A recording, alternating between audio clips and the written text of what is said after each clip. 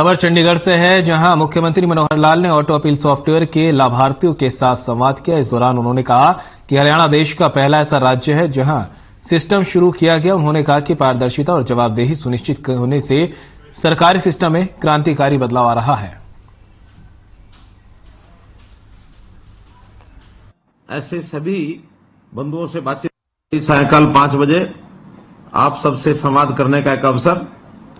आज मैं ऐसे सभी बंधुओं से बातचीत कर रहा हूं जिन्होंने हरियाणा सरकार की 663 योजनाएं और सेवाएं, इनका जो लाभ लेने के लिए किसी भी कार्यालय पर ऑनलाइन वो आवेदन करते हैं अथवा जा करके अपनी बात को आगे पहुंचा करके उनकी सेवाएं लेने का काम करते हैं।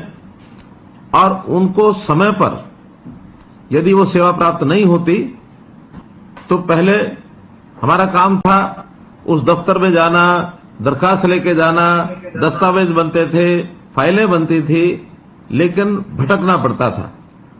इस सारी व्यवस्था से जब चिंता हुई तो हमें लगा कि इसका कोई एक ऐसा सिस्टम बनाना चाहिए कि एक बार कोई उपभोक्ता अपनी बात को ले जाकर के अपना अप्लाई करे, ऑनलाइन करे अथवा अपनी कागज की एप्लीकेशन देकर के आए, उसके बाद उसकी चिंता नहीं होनी चाहिए, वो काम अपने आप हो। और इस व्यवस्था को बनाने के लिए एक नया कार्यक्रम हमने चलाया और एक सॉफ्टवेयर बनाया। उस सॉफ्टवेयर का नाम था ऑटो अपील सिस्टम अर्थात आस। और ये आस का काम हमने जिम्मे लगाया। जो हमारा राइट टू सर्विस कमीशन है, ऐसे राइट टू सर्विस कमीशन जो हमको सेवाओं का जो एक ऑर्गन बना हुआ है, जो सरकार ने बनाया है, ऐसे कमीशन के जिम्मे काम लगाया। तो उन्होंने एक सिस्टम के माध्यम से जितने दिन में सेवा मिलनी चाहिए, अगर उस समय तक नहीं मिली तो बाद में अपने आप उसकी प्रथम चरण की अपील वो चली जाएगी। और अगर 30 दिन के अंदर वहां भी उस समस्या का हल नहीं हुआ तो अपने आप द्वितीय अपील के लिए वो उससे ऊपर के अधिकारी के पास चली जाएगी।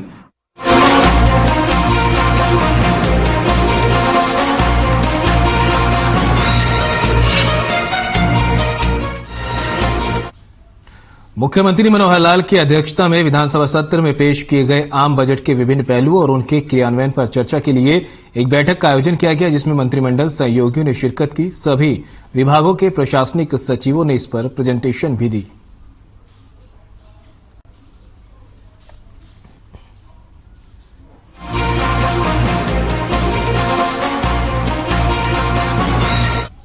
कांग्रेस प्रदेश अध्यक्ष उदय भान एक मीटिंग इंदिरी पहुंचे। इस मौके पर प्रदेश अध्यक्ष उदय भान ने कहा, शीघ्र प्रदेश की नई कार्यकारिणी की घोषणा कर दी जाएगी। इस बार टिकट मेरिट के आधार पर दी जाएगी, जिसके लिए सर्वे करवाया जाएगा। टिकट देने के में किसी प्रकार का कोटा नहीं होगा। साथ ही उदय भान ने बीजेपी पर निशाना साधते हुए कहा कि राहुल गांधी ने प्रधानमंत्री का चेहरा सारे देश के सामने बेनकाब कर दिया है। पीएम ने तो खुद कई बार विदेशों में भारत में पैदा होने का अफसोस जताया था। प्रधानमंत्री को राहुल गांधी के सवालों का जवाब देना चाहिए।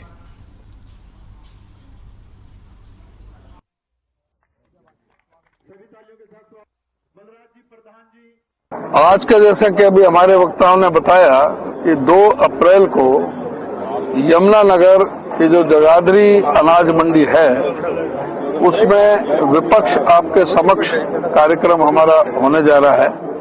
और ये 6 लोकसभा क्षेत्र में पहले हो चुका है। ये 7वां लोकसभा अंबाला का यहाँ पर रखा गया है। और इस विपक्ष आपके समक्ष में पहले जनता की क्या आवाज है, उनकी क्या जन समस्याएं हैं, उनके क्या सुझाव हैं, उनकी वो बात ली जाती है। हमारी पूरी लीडरशिप वहां पर मौजूद होगी। हमारे सभी एमएलए होंगे, हुड्डा साहब होंगे, मैं होऊंगा, हमारे प्रदेश प्रभारी होंगे, सभी हमारे सीनियर लीडर वहां पर होंगे। तो हमें जो लोगों की जो आवाज आएगी तो ये पता लगेगा कि यहाँ पर क्या समस्याएं हैं, ये भी पता लगेगा कि इनके सुझाव क्या हैं। हमें उसमें किस तरह से हमें कोई बात विधानसभा में उठानी है, कोई संसद में उठानी है, किसी मामले में हमें कोई एजिटेशन करना है।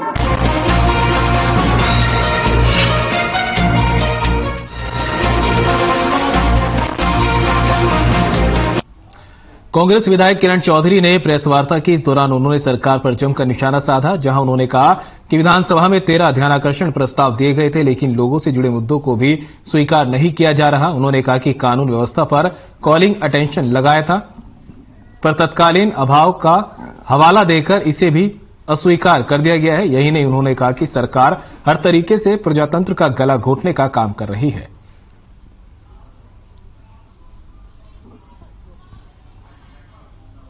बजट सेशन जैसे चल रहा है आप देख ही रहे हैं, और पूरा का पूरा 13 ध्यान आकर्षण प्रस्ताव मैंने दिए थे। और ध्यान आकर्षण प्रस्ताव उन चीजों पर दिए जाते हैं जिनके ऊपर बहुत अहम मुद्दे जो हैं, जनहित के मुद्दे होते हैं, उनसे संबंधित होते हैं ये ध्यान आकर्षण प्रस्ताव। और पूरे हरियाणा से संबंधित ये मुद्दे मेरे पास आते हैं।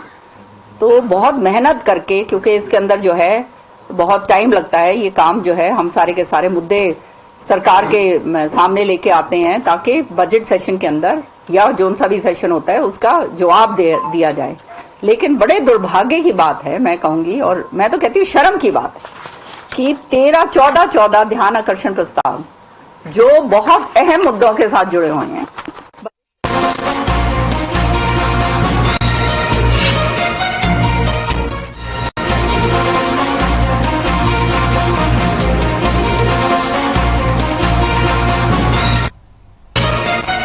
फरीदाबाद में ओबीसी मोर्चा की प्रदेश स्तरीय बैठक हुई, जिसमें बीजेपी प्रदेश अध्यक्ष ओम प्रकाश धनखड़ शामिल हुए। बैठक के बाद ओपी धनखड़ का बयान सामने आया है। उन्होंने कहा रविवार को समालखा में 6 लोकसभा क्षेत्र के शक्ति केंद्र प्रमुखों की बैठक होगी। साथ ही 2715 शक्ति केंद्र प्रमुखों को बुलाया गया है। लोकसभा के सभी मंडल अध्यक्ष, मंडल प्रभारी और मंडल पालक भी बुलाए गए हैं। प्रदेश कार्यकारिणी के सभी सदस्य भी शामिल होंगे और मुख्यमंत्री मनोहर लाल उद्घाटन करेंगे। आगे बताया कि राष्ट्रीय अध्यक्ष जेपी नड्डा भी बैठक में शामिल होंगे।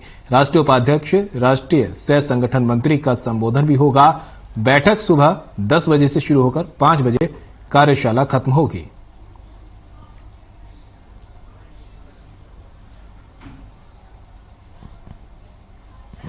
पिछड़ा वर्ग मोर्चा की बैठक में हिस्सा लेने के लिए मैं आया हूं कि इस बैठक की रिपोर्टिंग तो इसी मोर्चे के पदाधिकारी करेंगे।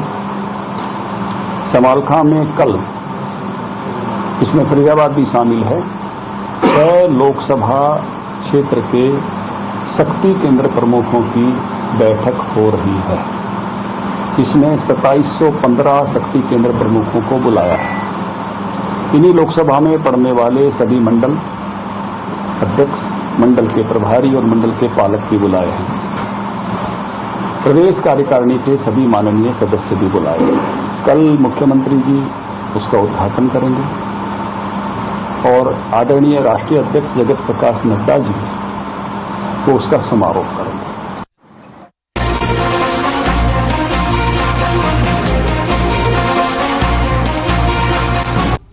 गुरुग्राम के नाथुपुर में उस वक्त तनातनी का माहौल हो गया जब नगर निगम की टीम और स्थानीय लोग आमने सामने हो गए। निगम की टीम क्षेत्र में मकानों और दुकानों को तोड़ने के लिए पहुंची थी। निगम अधिकारियों का कहना है कि लोगों ने यहां सरकारी जमीन पर कब्जा कर मकान दुकानें बनाई हुई है, जबकि लोगों का कहना है कि उनकी पुश्तैनी जमीन है जिस पर उन्होंने बरसों से मकान बनाया हुआ है। यहां एक पूर्व पार्षद के इशारे पर नगर निगम के अधिकारी तोड़फोड़ कर दहशत फैलाने के लिए आते हैं। फिलहाल लोगों ने नगर निगम अधिकारियों की कार्यशैली पर सवालिया निशान लगाते हुए कोर्ट का दरवाजा खटखटाने का मन बना लिया है।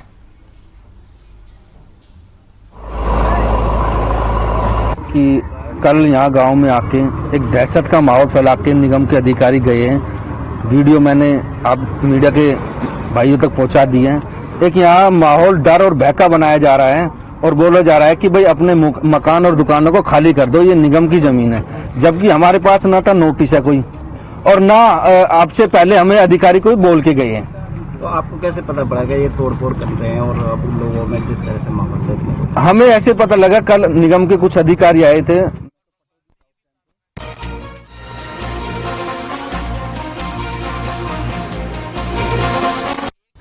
कुरुक्षेत्र में कस्बा शाहबाद के गांव धतौड़ी के पास में 2 कारों का एक्सीडेंट हुआ, जिसमें करीब 6 लोग घायल हो गए, जिन्हें उपचार के लिए अस्पताल भेजा गया, जिसमें एक की हालत गंभीर है। पुलिस दुर्घटना के कारणों की जांच कर रही है।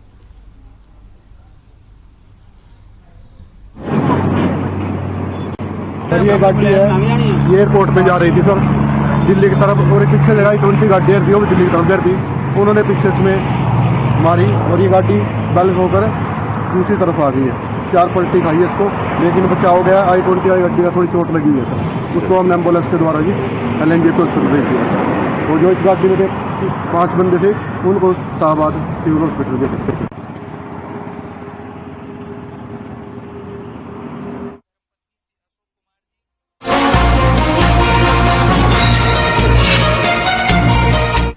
कैमला गांव की पंचायती जमीन पर अवैध कब्जा हटवाने गई प्रशासनिक टीम को कब्जाधारियों के विरोध का सामना करना पड़ा। खंड विकास एवं पंचायती अधिकारी, सरपंच और पुलिस के साथ कब्जाधारियों की तीखी नोकझोंक हुई। कब्जाधारियों ने कोर्ट में केस विचाराधीन होने की भी दलील दी और अधिकारियों के सामने रखी है, लेकिन अधिकारियों ने कब्जाधारियों की कोई बात नहीं सुनी और जमीन पर खड़े बिटोड़ों पर JCB चला दी और पिलर लगाकर जमीन पर कब्जा लिया।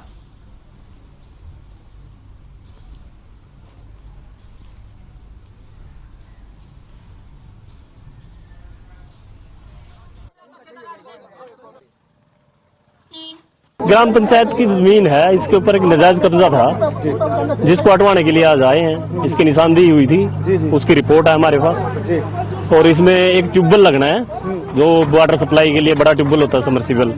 ये बाजीगर बस्ती के लिए सबमर्सिबल लगना था, उसकी सप्लाई गांव में भी जानी है। तो जैसे सबमर्सिबल लगाने के लिए आए, इन्होंने इस पे कब्जा कर लिया और एक खोरसी और एक बिटोड़ा रख दिया।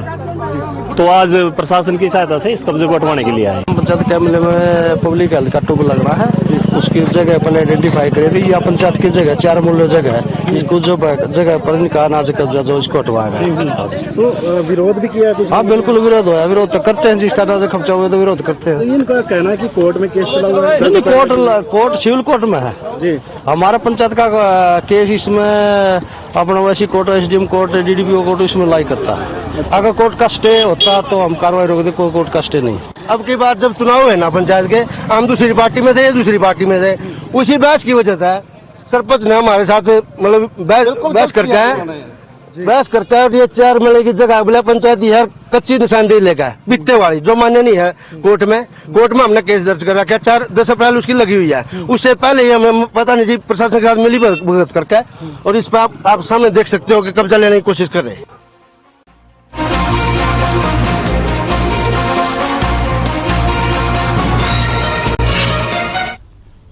भिवानी में प्राइवेट स्कूल एसोसिएशन ने पत्रकार वार्ता की और अवैध एकेडमियों के खिलाफ जमकर विरोध किया। बच्चों के नाम पर माता पिता को ठगने का काम करते हैं। उन्होंने सरकार से मांग की है कि इन्हें खिलाफ कार्रवाई की जाए। बता दें कि एकेडमियों की कोई मान्यता नहीं है। कई बच्चे ऐसे मिले जिनके नाम स्कूल में चल रहे लेकिन अकादमियों में पढ़ रहे थे। उन्होंने कहा कि इस रिपोर्ट पर शिक्षा विभाग ने कोई कार्रवाई नहीं की थी। उन्होंने इस पर प्रशासन पर मिलीभगत के आरोप भी लगाए हैं।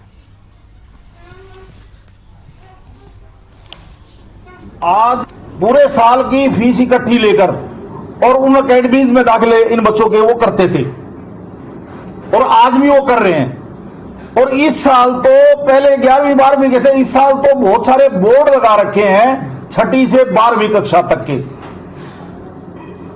एक तरफ तो हरियाणा सरकार जो अनरिकॉग्नाइज्ड स्कूल हैं उनके खिलाफ कार्रवाई करने पे लगी हुई है कि इन स्कूलों के पास टेम्परेरी मान्यता है, वो 20 साल से बेचारे स्कूल चला रहे हैं, इंफ्रास्ट्रक्चर भी उनका पूरा है, बस जमीन की थोड़ी सी कमी है। उनको तो सरकार नोटिस दे रही है। और इस प्रकार की जो एकेडमी है जो बिल्कुल इलीगल है, उनके खिलाफ कोई भी कार्रवाई नहीं हुई है।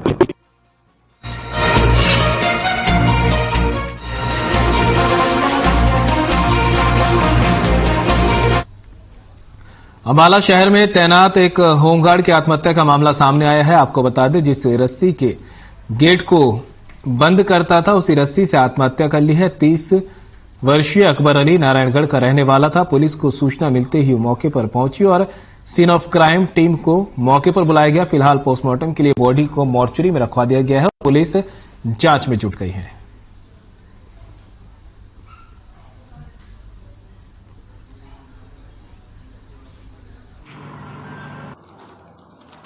सुबह ही सूचना मिली थी तो इस PAV स्कूल के सामने हमारा व्हीकल डिस्पोजल का वहाँ ग्राउंड है, जो कि व्हीकल हमने वहाँ पे स्टोर किए हुए हैं।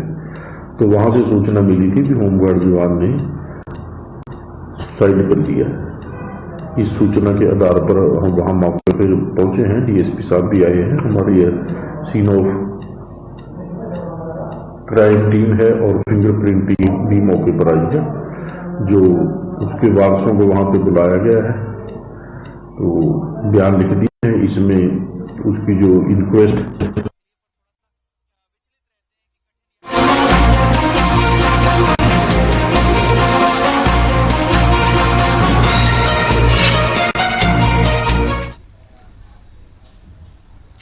कुरुक्षेत्र पुलिस की सीआईए टीम ने अवैध हथियार रखने के आरोप में एक शख्स को गिरफ्तार किया है। आरोपी के पास से एक देशी कट्टा, 315 बोर और एक जिंदा कारतूस बरामद किए गए। अवैध हथियार रखने वालों की धरपकड़ तेज करते हुए अपराध अन्वेषण शाखा 2 की टीम ने अवैध हथियार रखने के आरोप में ऋषभ को गिरफ्तार किया। अपराध अन्वेषण शाखा 2 प्रभारी निरीक्षक प्रतीक कुमार ने जानकारी देते हुए बताया कि पुलिस टीम ने गश्त के दौरान आरोपी से चोरी का सामान और अवैध हथियार होने के शक में आधार काबू किया, जिसकी तलाशी लेने पर उसके कब्जे से एक देशी कट्टा और एक जिंदा रौंद बरामद किया गया।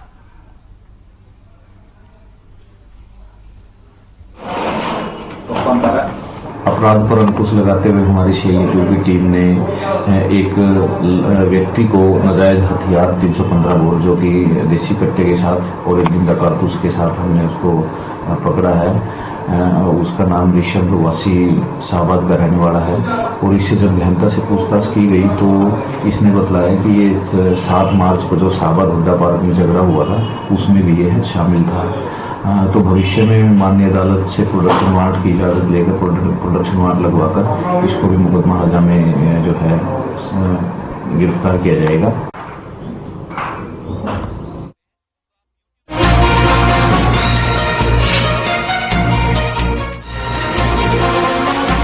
वायरस के बाद अब हरियाणा में H3N2 अपने पैर पसारने लगा है, जहां पानीपत में भी इसका एक संदिग्ध केस मिला है।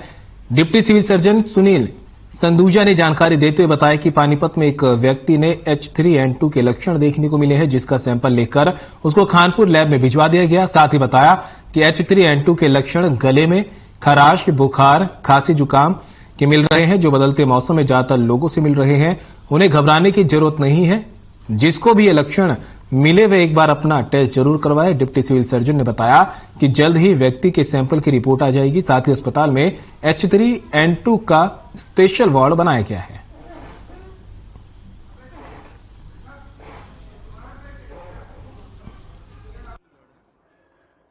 ऐसा है कि H3N2 का केस नहीं है, H3N2 का सस्पेक्टेड केस है।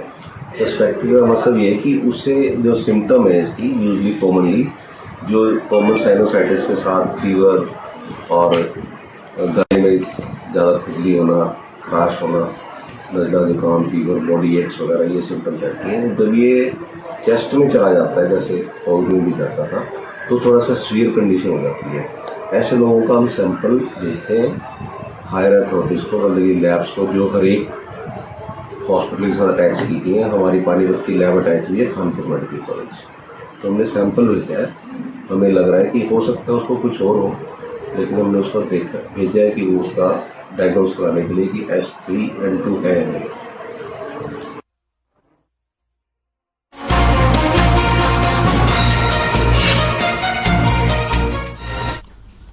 और अब बात करते हैं रेवाड़ी की, जहां सरकार ने हाल ही में पार्कों के सौंदर्यीकरण पर करोड़ों रुपए खर्च किए, लेकिन अब भी पार्क गंदगियों से भरे पड़े हैं, जिसको लेकर लोग काफी परेशानियों का सामना करना पड़ता है।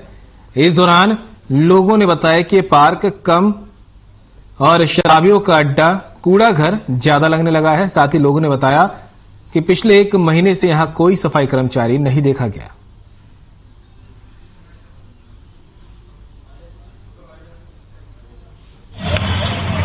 हर साल इसी दिन आते हैं तो यहाँ पे गंदगी इतनी हो रही है अब की, तुझे हम आते ही बोले हैं कि आज सफाई नहीं हुई, गंद इतना पड़ा है, बहुत ज्यादा कूड़ा पड़ा है।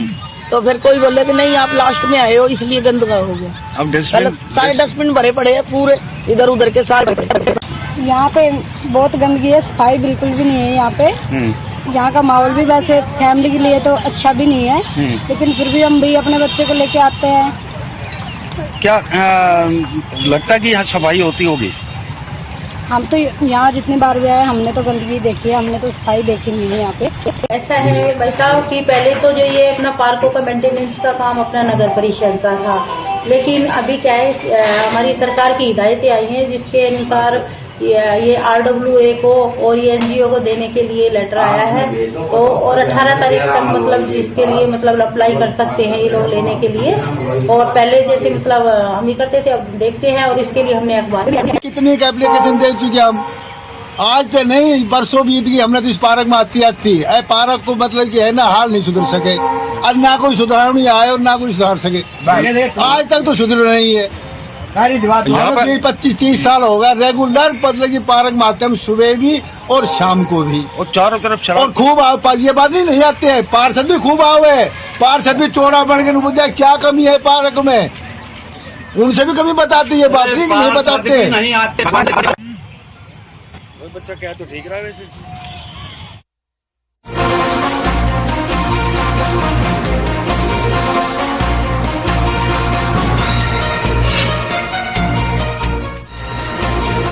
खबर भवानी खेड़ा से है, जहां झगड़े का मामला सामने आया है। बता दें कि मामले को लेकर थाना के सामने सैकड़ों लोगों का विरोध प्रदर्शन हुआ। विरोध प्रदर्शन करीब 1 सप्ताह से हो रहा है। 2 गुटों में झगड़े की दोनों ही गुटों की तरफ से पुलिस ने मामला दर्ज कर पुलिस पर पक्षपात का आरोप लगाया जा रहा है।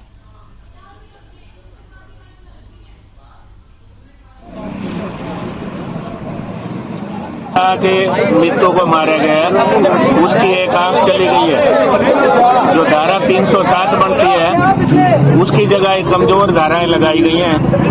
तो समाज का कहना यह है कि ये 307 उसमें जोड़ी जाए। पहली बात, इससे पहले वाला जो मुकदमा है उसमें धाराएं सही लगाई गई हैं। समाज को यह है जब ये सही नहीं लगा रहे तो उनको भी हटाया जा सकता है, वो ना हटाए जाएंगे। और संबंधित लोगों की जो लोग अपराधी हैं उनकी गिरफ्तारी हमें आज ही चाहिए।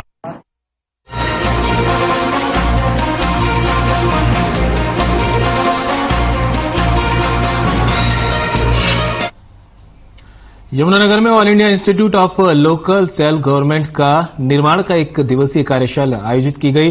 वहीं किसानों को जागरूक करने के लिए योजनाएं तैयार की जा रही है। इस दौरान कार्यक्रम में जिला स्तर के सभी विभाग अधिकारी शामिल हुए और इस कार्यक्रम में योजना के बारे में वीडियो अन्य गतिविधियों के माध्यम से पूर्ण जानकारी दी गई, जिसको लेकर सिंचाई विभाग हमारा जिला उद्यान विभाग लोगों और किसानों को जागरूक करेंगे कि पानी के लेवल को बचाकर रखें ताकि आने वाली पीढ़ी इसका नुकसान न उठा पाए।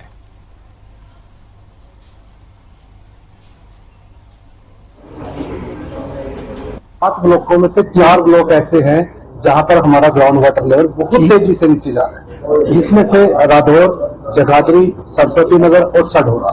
और इन चारों ब्लॉकों में से 251 पंचायतें शामिल की गई हैं जिनका वाटर लेवल बहुत तेजी से नीचे जा रहा है। अगर मैं बात करूं सढौरा के गांव की, तो यहाँ पर कुछ गांव जैसे 22 तारीख को एक प्रोग्राम बहुत बड़ा करने जा रहा है वाटर डे पे, तो यहाँ पर खस्ता ग्राम पंचायत है जिसमें 69 मीटर से भी नीचे ज्यादा पानी जा रहा है। तो यहाँ पे अटल भूजल योजना का जो ट्रेनिंग सेशन हुआ है, इसमें हमने सारे विभागीय लोगों को जो इस अलग अलग विभागों में काम करते हैं, irrigation, agriculture department, horticulture, education, जो भी डायरेक्टली या इनडायरेक्टली जल के समाधान से जुड़े हैं, उनको यहाँ निमंत्रण दिया है।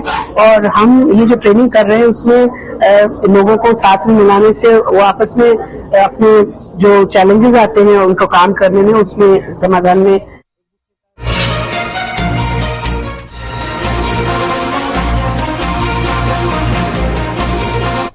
अंबाला छावनी के गांधी ग्राउंड में कार्यालय विकास आयुक्त, हस्तशिल्प, वस्त्र मंत्रालय, भारत सरकार की ओर से 10 दिवसीय अंबाला क्राफ्ट बाजार मेले का आयोजन किया गया। इस मेले में कश्मीर से लेकर कन्याकुमारी तक शिल्पकारों की हैंडमेड आइटम्स की प्रदर्शनी लगाई गई, जिसे रोजाना अनेक लोग देखेंगे और आ रहे हैं, साथ ही खरीद कर ले जा रहे हैं। इससे शिल्पकारों का मनोबल और अधिक बढ़ रहा है। बता दें कि इनकी शिल्पकारी को उभारने के लिए कार्यालय विकास आयुक्त, भारत सरकार भी इन्हें सहयोग दे रहा है।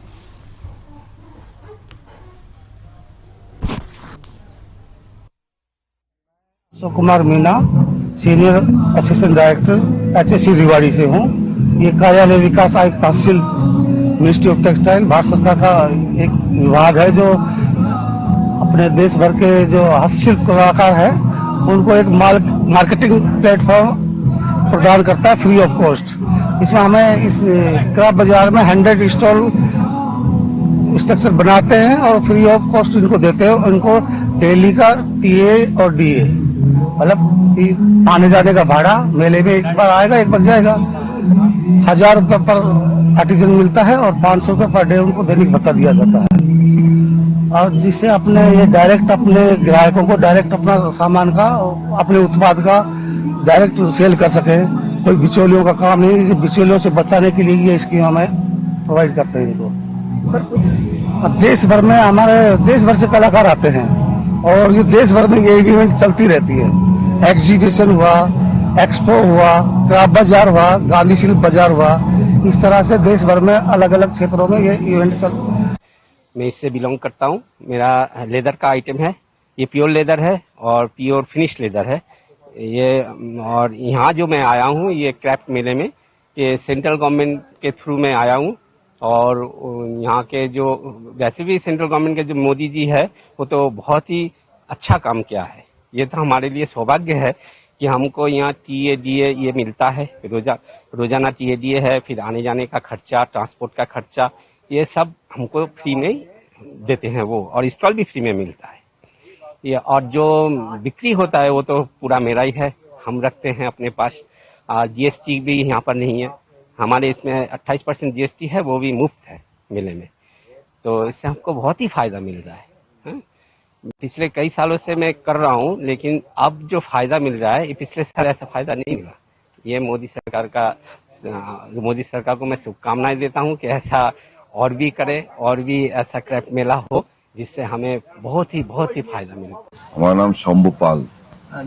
हमारा इसमें टीए मिल रहा है, आने जाने का खर्चा वर्चा सब मिल रहा है इसमें। हम इसके बाद कलकत्ता करे